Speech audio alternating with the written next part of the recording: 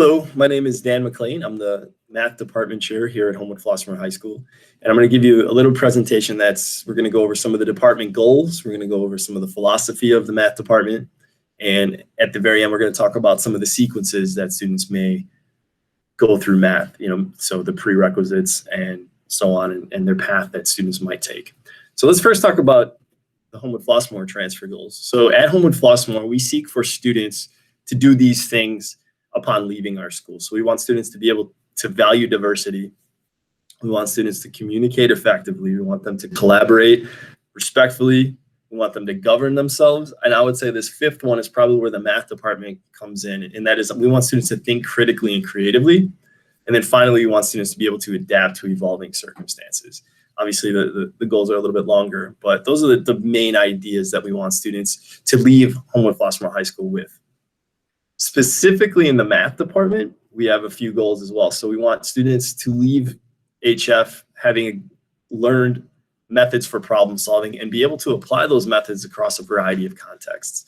We want students to learn perseverance, the idea that resilience and grit is a huge idea in math. We want students to continue to develop those skills throughout their math classes at Homewood-Flossmoor. We want students to be resourceful. That is, we want students to seek out and use tools that can help them to be successful, right? So whether that be things online, whether that be tutoring, whether that be just using all the tables, graphs, charts, numbers, pictures, everything that a student could possibly use to understand math better. So seeking out those resources is going to be one of the main goals that we have. Another goal is we want students to think independently and collaboratively. So we want students to have the ability to do things on their own and succeed in math with their own brain, but we also want them to be able to collaborate to solve problems. And then finally, and probably most importantly, is we want students to enjoy math. We want students to appreciate math as a useful tool. There is often a love-hate relationship with math. Some students that are good at it love it. Students that don't do well hate it. I think everybody can enjoy it, whether you do well or not. And I think there's a lot of either or in math. So we want students to enjoy math. That's one of our major goals. So our philosophy here is we want to offer a comprehensive curriculum that can meet the needs of every student that comes into our doors. So we have college prep, honors, and AP classes that help to prepare students for the SAT and then math courses and math coursework beyond high school.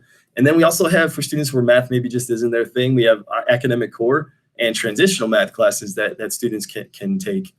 Like I said, if math just isn't really their strong subject, right? So which class students should take depends on basically two factors. Well, we want students to be challenged. So I put that second bullet. We want students at the frontier of their ability. So we want students to have challenge in the class, but we also want them to be able to earn an A or B, right? So what that means is we don't want a student to easily be getting an A, right? Not being challenged, but we don't want students to be challenged so much that they can't possibly earn a B or an A and they're struggling to just get a C, right? So we want somewhere where they're challenged to be successful, and like I said, frontier of their ability, and that's where we want students. So when you're picking classes, you're thinking about which level class you should take. That's the main thing. So graduation requirements. So all students must be enrolled in math for freshman, sophomore, and junior year. So the requirement to graduate is you have to finish Algebra 2. So Algebra 1, Geometry, Algebra 2. And a lot of students finish Algebra 2 before junior year. So with that, they still need to be enrolled in math for 3 years. So if Algebra 2 is completed as a freshman, then you got to take pre-calc as a sophomore and calculus as a junior in order to fulfill that 3-year requirement. Most students are on that path where you take Algebra 1 as a freshman, geometry as a sophomore, and Algebra 2 as a junior, and then you decide as a senior, do you want to take a 4th-year pre-calc, or do you want to take another elective? So students who maybe want to advance prior to coming to high school can, at our feeder districts, take Algebra 1 honors and start in geometry as a freshman. Some students that do this, if you do this, you have to earn an A or B in both semesters to be able to proficiency out of Algebra 1, or possibly even geometry. There's some students that are advanced to that level as well.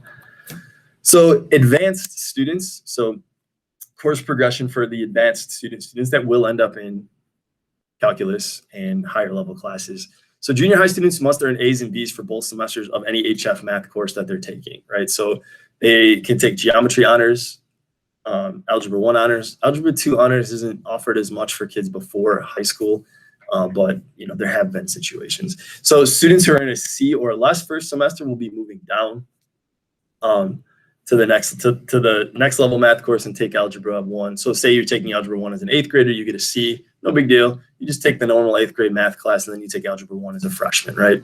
So students are in A's and B's first semester, but then second semester they get a C.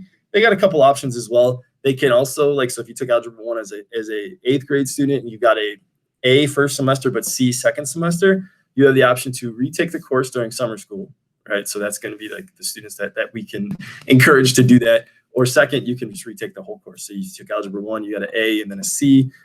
We say Algebra 1 is the most important class, and I truly believe that is the foundation of all the other maths that we see. So if you have a strong foundation of Algebra 1, we don't want to just move along because I took the class, right? So we want to make sure we have that really strong level of understanding of Algebra 1 before we move along. So these are the options for that for students who are advanced. And then finally, I got this chart that kind of goes through maybe 3 different pathways. That top level, the top row, where students take 7th grade, 8th grade math and start in Algebra 1, that's probably where most students in our school end up, right? So it's Algebra 1 as a freshman, Geometry as a sophomore, Algebra 2 as a junior, and then Pre-Calc as a senior.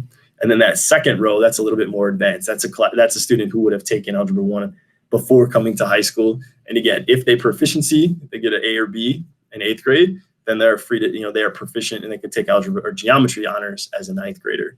And then that third line, that is like our most advanced track. So sometimes students are very advanced, so they take Algebra 1 as a 7th grader, geometry as an 8th grader here at HF, get an A or B, then they could take Algebra 2 as a 9th grader, and then they're on that super fast track to take calculus as a junior and in another advanced class as a senior. So hopefully this helps understand the math department, our philosophy, our goals, and just some of the course progressions. So if you need any questions answered, feel free to contact me. My contact information will be in the slideshow. Thanks.